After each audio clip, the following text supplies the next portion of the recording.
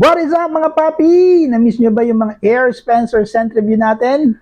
Kung na-miss nyo, well, you're in luck kasi magre-review na naman tayo ng isa pang Air Spencer scent, which is yung Samurai Man. So kung gusto nyo malaman kung anong scent profile nitong Samurai Man na to, panoorin nyo itong video at sabay-sabay natin amuyin itong Air Spencer Samurai Man. Let's do this! Throw your hands up if you with it, drop it.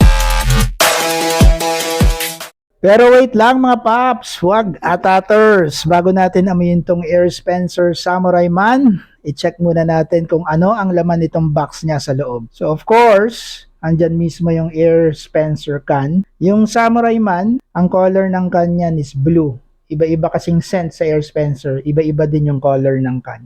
And syempre may kasama rin niyang cartridge instruction. Nakalagay dyan kung papaano gamitin and buksan yung Air Spencer. And I guess nakalagay rin dyan kung gaano tatagal yung scent or yung fragrance nitong Air Spencer. Pero binabola ko lang kayo kasi hindi ko naman alam talaga magbasa ng Japanese character. So hindi ko alam kung nakalagay yun dyan sa cartridge instruction.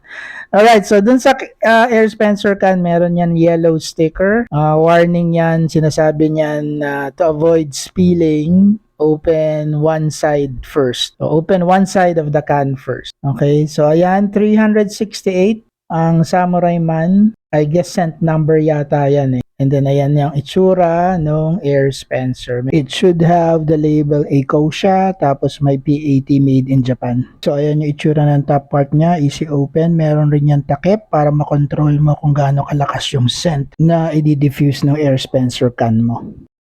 Alright, so bubuksan na natin ngayon itong Samurai Man para malaman natin kung ano yung scent profile niya. Kasi honestly, nagbebenta ako ng Air Spencer pero hindi ko pa siya nagagamit. So this is the first time na mag-open ako ng can ng Samurai Man. And tara sabay-sabay natin siyang alamin kung ano yung amoy niya. So first off, again, yung Samurai Man, yung Air Spencer, dalawa yung ano niyan, option for you to open. So, kung gusto mo ng mas malakas na scent, pwede mong sabay buksan. Pero I recommend na isang side muna yung buksan natin. And then after 4 weeks, tsaka natin bubuksan yung next side pagka medyo humina na yung amoy niya.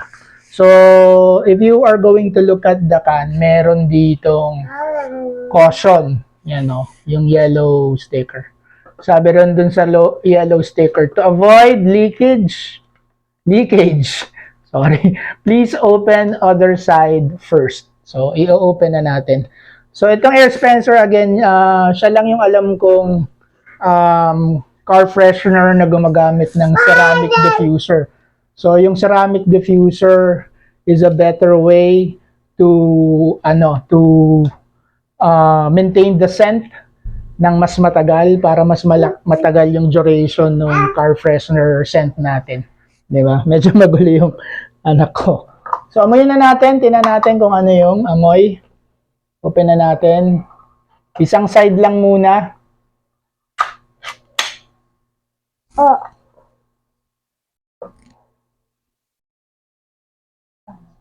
Ang bango nito.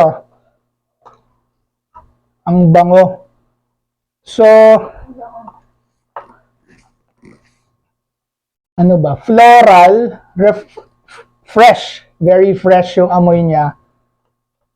Tapos, floral. May naaamoy akong jasmine. Tapos, may hint rin ng rose. Citrusy rin siya. Parang bergamot, lemon. Ano pa? Meron ring tinge ng woodiness. So, yun. Yun yung scent niya. Feeling ko may grapefruit din. So, linear fragrance naman to eh. So, alam ko hindi naman nagbabago to. Walang top note, walang middle notes, walang base notes. So, linear lang siya. Unlike the perfumes na, yung mga perfume na sinusuot natin. So, yun. Again, this has a fresh scent. May tinge ng woodiness, pero mas mataas yung level ng pagiging floral niya. Rose, jasmine, tapos meron rin siyang fruity note na lemon, bergamot, tsaka grapefruit. So panalo to. Panalo tong Samurai Man. Sa tingin ko meron na naman akong isa pang Air Spencer scent na magiging favorite. Favorite ko kasi syempre Blue Mask, favorite natin yan. Jolly Air, gusto natin yan. Apart from the more popular scents like the Marine Squash, Marine Blue Squash, mas leaning ako sa Marine Blue Squash. Pero ito, yung Blue Mask yung huli nating ni-review, pero ito contender to.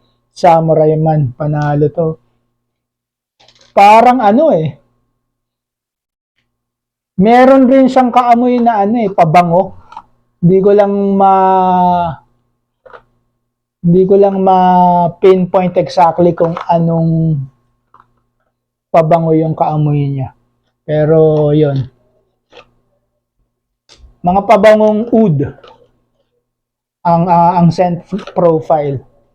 Anyway, that's it. That's our review for Air Spencer Samurai Man. Bibili ba ako nito? Ang sagot ko yes. Siguro contender to.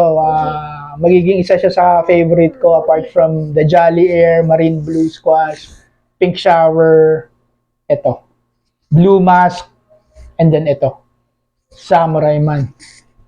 Kung gusto niyo ma-experience lo, i-chat nyo lang ako. Nagbebenta ako nito sa Facebook, so pwede kayong kumuha sa akin. 290 per can. Pero kung 10 cans ang kukunin nyo, 280. Alright, so again, that's it for our vlog for today. This is the Air Spencer Samurai Man scent review. If you haven't subscribed yet, subscribe na lang. And if you have any feedback or comments, palagay na lang down below. May comment box tayo dyan. And thank you for watching. Be safe hanggang sa susunod na budol.